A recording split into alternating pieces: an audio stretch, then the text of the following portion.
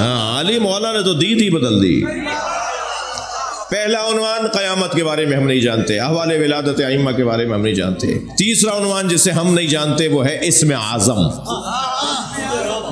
इस्म आज़म के लिए मेहनतें करवाई जाती हैं, औलिया इलाही रियाजतें करवाते हैं, इतनी दफ़ा ये पढ़ो, इतने दिन तक ये नहीं खाओ, इस जगह मत जाना, ये मत करना, अपने ऊपर पाबंदियाँ लगवाते हैं जी, अपने ऊपर पाबंदियाँ लगवाते हैं। तो उसके बाद फिर एक कैफियत आती है और फिर वो इस्म आज़म हासिल हो जाता है। वो इस्म आज़म है क्या? मौला एक सफ़र पर है, मौला अली एक सफ़र पर है, अकेले सफ़र करने से मौला ने रोका है। तो देख रहे हैं कि कोई है जो मेरे साथ मुसाफिर हो जाए। अचानक अली को एक घोड़सवार नजर आया।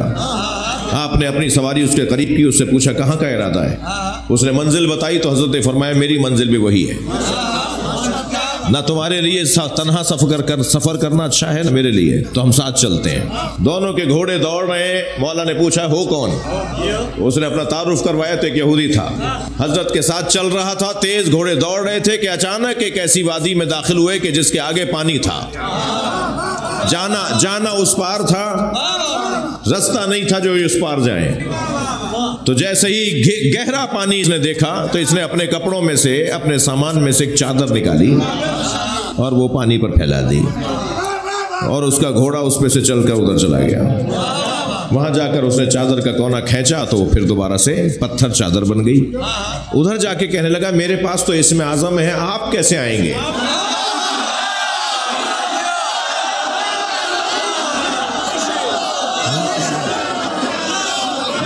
मेरे मौला ने फरमाया अपने दुलदुल की गर्दन पे हाथ फेरते हुए, अपनी दुलदुल की गर्दन पे हाथ फेरते हुए फरमाया कि तुम पानी पे चल के जाओगे। अपने घोड़े से कहा तुम पानी पे चलते हुए जाओगे। उसने तो चादर फेंकी ना, उसने तो पत्थर बनाया ना, पुल बनाया ना। इमाम का घोड़ा जहां पैर रख रहा था वो जगह सख्त हो रही थी। घोड़ा वहां पहुंच गया तो वो ताज्जुब से कहने लगा कि आपके पास क्या है?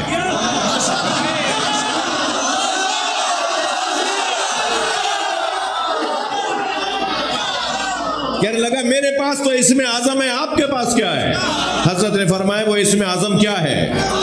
कहने लगा आप मुझसे ज्यादा बाकमाल हैं, इसलिए सिर्फ इतना बता देता हूं, आखिरी नबी के वसी का नाम हैदर।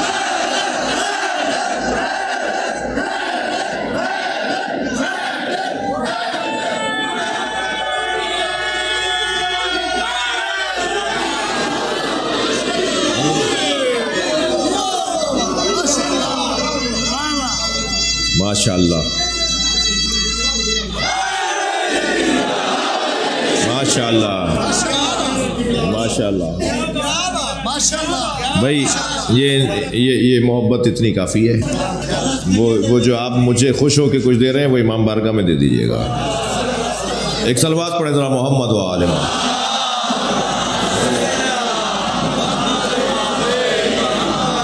इससे बुलंद सलवात।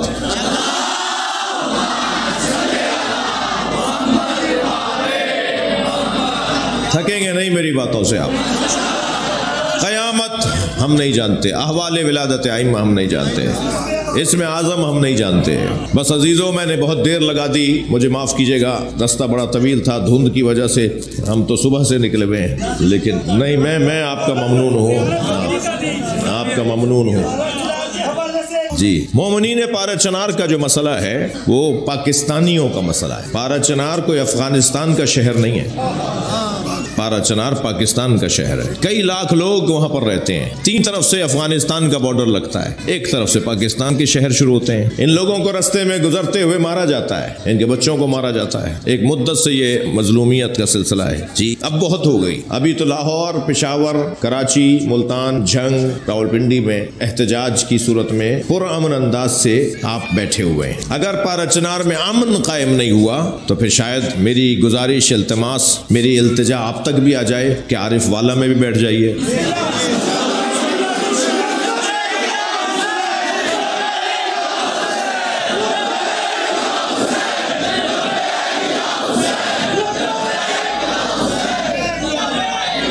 हम इस दफा पारा चनार में अमन बहाल करने से पहले एहतजाज खत्म नहीं करेंगे।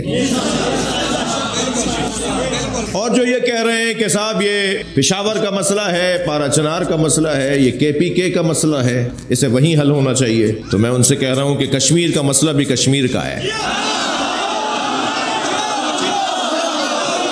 हम पूरे पाकिस्तान में कश्मीरियों के लिए आवाज उठाते हैं, जो सही उठाते हैं, हक है उनका कि हम आवाज उठाएं। फिर फिलिस्तीन का मसला भी फिलिस्तीन का है, पूरी दुनिया में फिलिस्तीन के लिए हिमायत नहीं होनी चाहिए। ये कहना आपके मजहब मसलक में होगा, हम तो जिस अली को मानते हैं उस अली ने जाते जाते अपनी पूरी उम्मत को, पूरी कौम को एक वसीयत की, और वसीयत ये की है कि कूना लिज़्ज़ालिम खस्मा वलिल मज़लूम होना, हमेशा जालिम से नफरत करना और मजलूम से प्यार। लिहाजा हर मजलूम से हम प्यार करते हैं। सबसे ज्यादा फिलिस्तीनियों के लिए जो आवाज उठाते हैं वो अली वाले हैं। फिलिस्तीन में तो एक घर भी शियों का नहीं है। जब घर एक नहीं है तो मस्जिद कैसे शियों की होगी? इमाम बारगाह और जुलूस और मातम कहाँ होगा? फिलिस्तीन कोई शियों के आसार नहीं है, मगर सबसे ज्यादा फिलिस्तीनियों की हिमायत शिया करता है। उसकी वजह यह है कि तशय्यो की अलिफ बे है मजलूम से प्यार। ये अलिफ बे की बात है, इससे ज्यादा इससे तो बहुत आगे बातें करनी है। अभी ये तो अलिफ बे है। कोई शिया ही नहीं हो सकता कि जो जालिम से नफरत ना करता हो। इतना जिंदा मजहब है, इस पर अल्लाह का शुक्र अदा करें। हम मरने के बाद भी मरते नहीं है, इसलिए कि जब हमारा कोई अजीज मर जाता है तो उसके मरने पे सोयम होता है, 10वां 20वां चेहलुम बरसी होती है।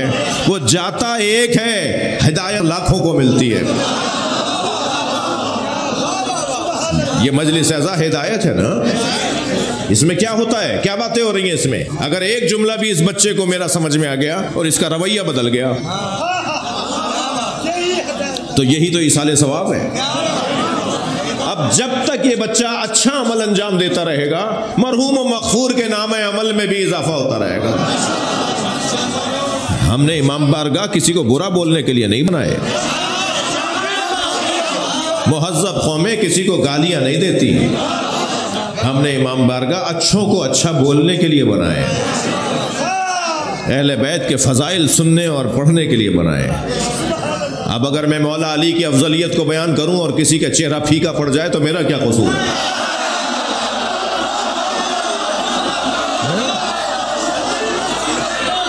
तो जो है,